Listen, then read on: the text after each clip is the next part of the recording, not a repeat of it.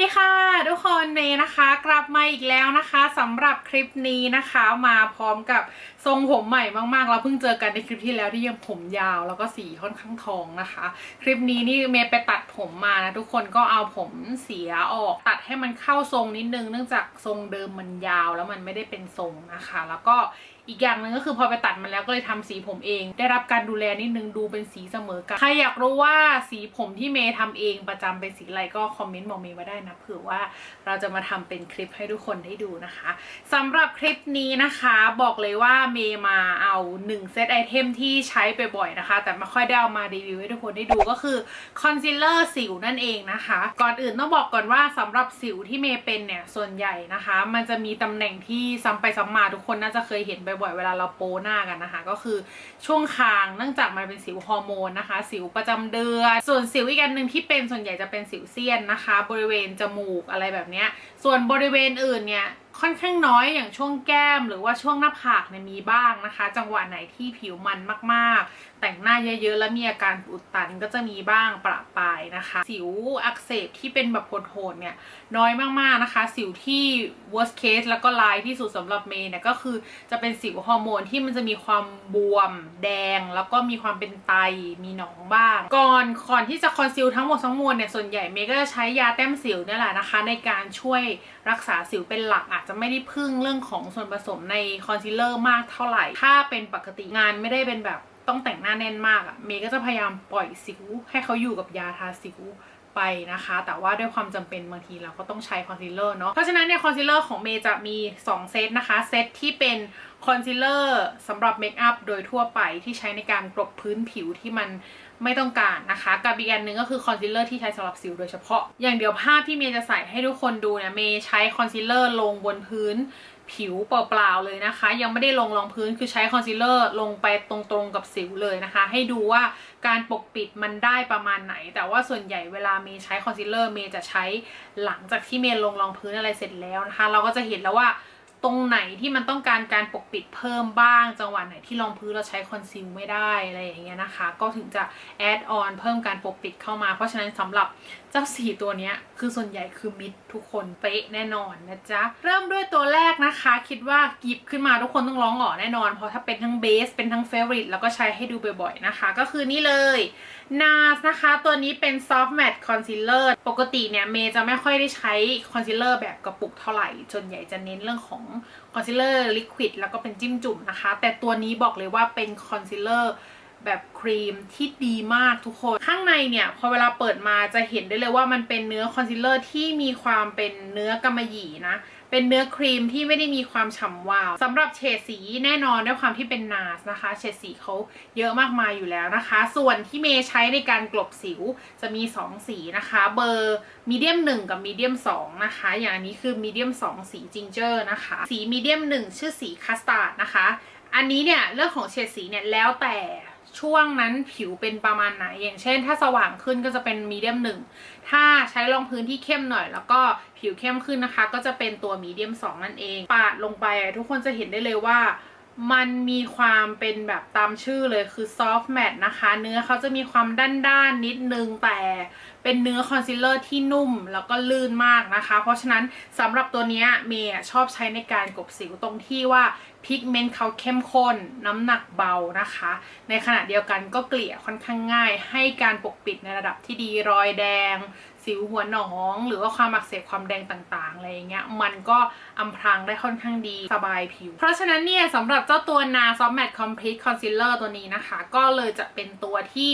เมย์หยิบใช้บ่อยๆนะคะเพราะว่าความสบายแล้วก็ความง่ายของเขานั่นเองอีกหนึ่งคอนซีลเลอร์นะคะอันนี้เรียกว่าเป็นเนื้อแบบตรงข้ามกับตัวเมื่อกี้เลยนะคะก็คือนี่เลย Bobbi Brown นะคะตัวนี้เป็น Instant Full Cover Concealer นะคะสีที่เมย์ใช้เวลากลบสิวก็จะเป็น Warm Beige ตัวหนึ่งเนี่ยเป็นสีอ่อนเมย์ไว้ใช้กลบคอนซีลเลอร์ใต้ตาทุกคนจะเห็นเมย์ใช้บ่อยอยู่แล้วเพราะว่ามันปกปิดดีแล้วก็ไม่เป็นครีสบริเวณใต้ตาตัวนี้เนี่ยสีก็จะเข้มขึ้นมาแล้วก็เป็น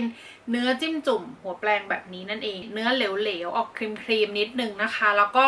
มีความฉ่ำวาวค่อนข้างสูงพิกเมนต์อยู่ในระดับ ปานกลางถึงดีคือสามารถปกปิดแบบทั่วๆไปก็ได้หรือว่าจะทำให้ปกปิดแน่นขึ้นโดยการบิวเพิ่มก็ได้ด้วยความฉ่ำวาวของเขาเนี่ยอีกสิ่งหนึ่งที่ตามมาก็คือว่ามีความหนึบนิดนึงนะคะคอนซีลเลอร์ตัวนี้เขาตั้งใจทำขึ้นมาให้มี texture แบบนี้การเกาะผิวติดทนอะไรอย่างเงี้ยมันก็จะมีอยู่2ด้านนะทุกคนคือทำให้แมตต์ให้แห้งไว้ก่อนเพื่อที่จะได้เกาะผิวได้ดีนะคะกับอีกเวอร์ชันหนึ่งก็คือทำเนื้อให้หนึบขึ้นมาหน่อยนะคะช่วยในการจับกับตัวพื้นผิวของเราให้มันอยู่เกาะมากขึ้นนะคะตัว Bobbi Brown เขาก็จะเป็นฟิลสไตล์นั้นนะเมย์จะใช้กลบสิวในกรณีที่บริเวณที่เมย์เป็นสิวค่อนข้างแห้งแล้วก็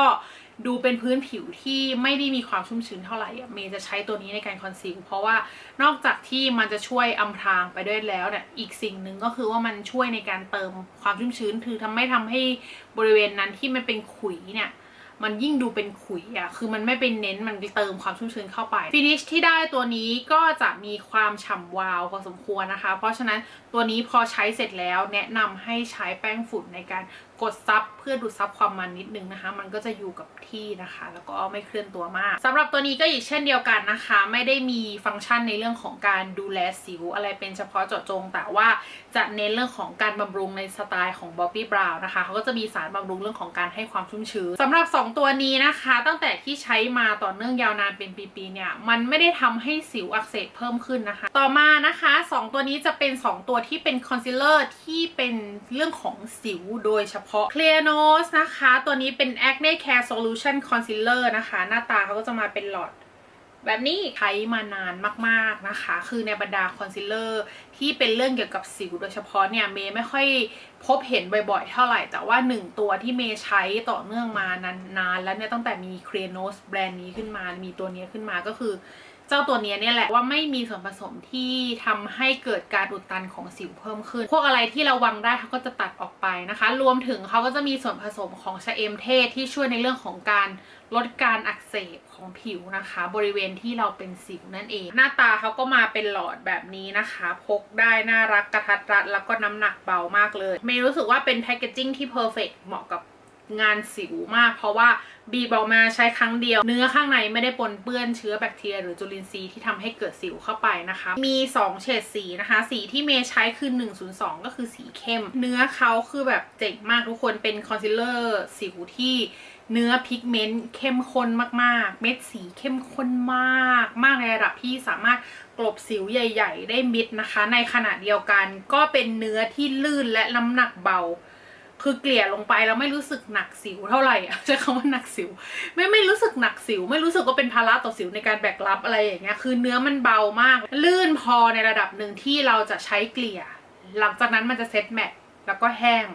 แนบไปกับผิวเลยนะคะมันไม่แห้งจนเกินไปเกลี่ยง่ายนะคะสามารถใช้ในบริเวณอื่นแหละที่เราไม่ได้เป็นสิวอะแต่เรามีรอยดำรอยอะไรอย่างเงี้ยก็สามารถใช้ได้เป็นตัวหนึ่งที่เมย์รู้สึกทุกครั้งเวลาใช้กับสิวและรู้สึกว่า